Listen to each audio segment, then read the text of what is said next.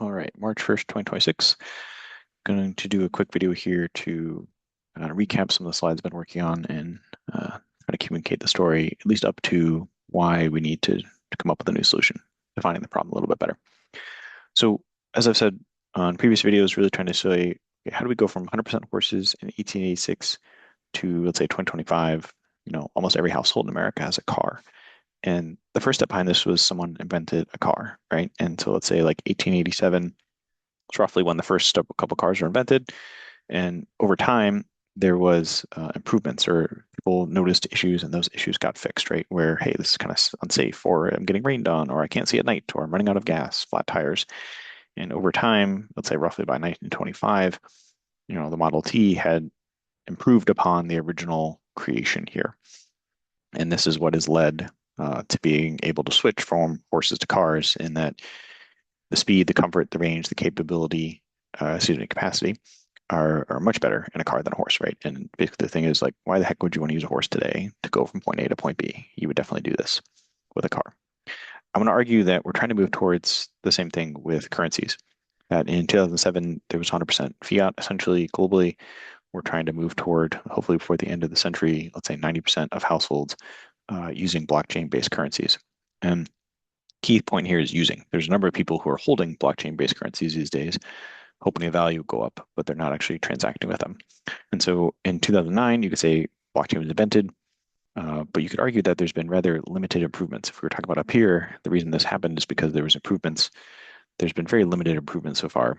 There have been lots of people trying to do this, right?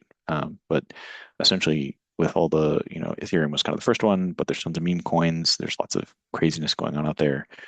It hasn't happened yet. And I would argue there's really, kind of a couple of main reasons this has happened. Obviously, when you're creating a currency, you need these kind of table stakes. But the reason blockchain hasn't been working is because there's, first mover advantage has been a big challenge, and there's inflation and deflation. We still need to solve these two problems. And then the other thing is that, people are starting to feel the pain of inflation, but they're not really willing to make a big switch yet because they don't see a clear alternative. They still think their horse is better than the car, right? Most people aren't going to want to jump over to this type of car. They want something more like this. Same thing with currency, and we haven't found that yet. And I'm kind of saying that I think the alignment economy can be that, and we'll talk more in other videos about how I think that actually works. But the other way to look at this is kind of like a funnel, right? In that you need to convince people who have horses that their system is broken. There's a new system out there. This new system is better to use. Same thing with money, where if we go from, the current financial system is broken, I would say a large majority of people actually agree with this. And I would say most people have heard of Bitcoin. They understand this type of thing. They see that there's a new monetary system. But there are very, very few, if any, people over here that are saying this is good enough for me to use. And other than maybe like stable coins, are people actually using it in their day-to-day transactions? So what I'm pushing for is to launch a better system. I think I've got a solution with the alignment economy, but then also telling the right story to move people down this funnel is going to be the kind of two key things that I'm focused on. First thing, for some folks who are still trying to understand, okay, is the monetary system broken? There's lots of stuff out there about this, but just to kind of quickly go through it, like obviously a lot of blue collar jobs got shipped overseas. They went to China, went to Asia.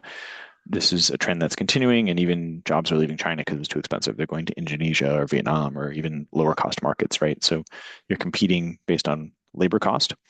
And the same thing's happening with the white collar economy, in that with overseas speakers of English, robotics, artificial intelligence is obviously going to continue to be a train moving forward.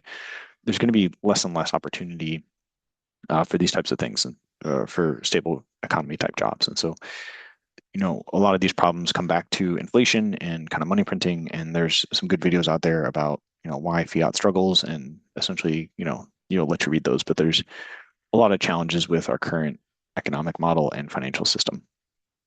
One of the things that I think many people don't remember because we haven't lived that long is that money changes and has changed many times. So if you look back over the last like 500 years, there's been certain currencies that have been things, and even with the US dollar, it's changed many times over the years.